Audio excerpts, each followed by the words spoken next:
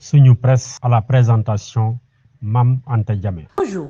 La visite que le président Bassirou Diomaye Faye a effectuée le jeudi en Mauritanie pour sa première sortie à l'étranger depuis son installation début avril est le sujet le plus en vue dans la livraison de vendredi des quotidiens. À Nouakchott, Bassirou Diomaye Diakhar Faye et son homologue Mohamed Ould Cheikh Al Ghazouani ont planché sur les grands dossiers qui lient les deux pays, rapporte le journal Le Soleil, qui titre à propos de cette visite lien consolidé. Les deux présidents se sont accordés sur l'intensification des liens entre les deux pays dans les secteurs du gaz, du commerce et des pêches, écrit le journal Le Quotidien à sa une. Pour le Sénégal et la Mauritanie, ajoute-t-il dans ses pages intérieures, c'est une relation qui se renforcera avec les enjeux liés à l'exploitation des hydrocarbures et l'intégration économique. Selon le quotidien Vox Populi, le président Faye a aussi remercié son homologue Mohamed Ould Cheikh Al Ghazouani pour l'accueil chaleureux et toutes les marques d'attention dont il a fait l'objet lors de son déplacement en Mauritanie, où le tapis rouge lui a été déroulé, selon le journal L'As quotidien. Le Menton estime que cette visite a des relents pétroliers, gaziers, mais aussi sécuritaires.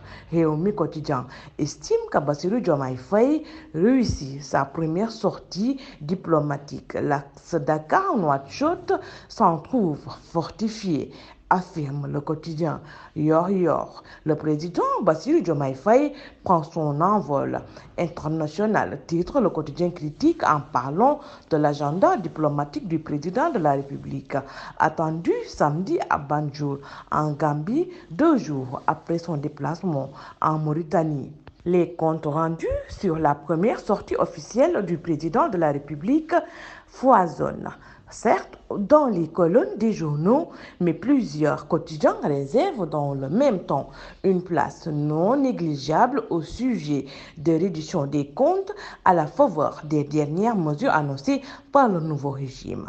Dans des propos rapportés par Vox Populi, le coordinateur du Forum civil, Birahim Seck, déclare que la volonté du président Faye de publier les rapports du corps de contrôle nous réconcilie avec des obligations de redevabilité et la réduction des comptes. Ce sera un chemin parsemé d'embûches, mais c'est la voie qui mène vers la transparence et la bonne gouvernance, ajoute-t-il au sujet de la décision des nouvelles autorités de rendre public les rapports de ces dernières années de la Cour des comptes, de l'Inspection générale d'État et de l'OFNAC, l'Office de lutte contre la fraude et la corruption. Le coordinateur du Forum social sénégalais, Moundiaï Diouf, de son côté, salue cette décision du chef de l'État, ordonnant l'audit du contrat d'affaires Monge liant l'État du Sénégal à la société CNO. Dans un entretien accordé à l'observateur, M.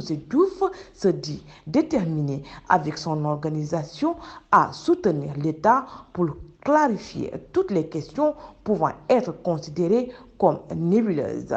L'observateur, revenant sur la publication annoncée des rapports de la Cour des comptes de l'IGE et de l'OFNAC, précise que pour certains corps de contrôle, il faudra faire sauter certains verrous pour l'applicabilité. Le public n'était pas mentionné par la loi listant les rapports de l'IGE, indique le journal citant des experts en précisant que l'OFNAC, pour sa part, se prononce plutôt sur des soupçons de corruption fondés ou non. Enquête d'une certaine manière, rejoint l'observateur, la Cour des comptes et l'OFNAC, écrit-il, sont censés être indépendants et produisent des rapports publics alors que les rapports de l'IGE sont des outils de gestion mis à la disposition du chef de l'État.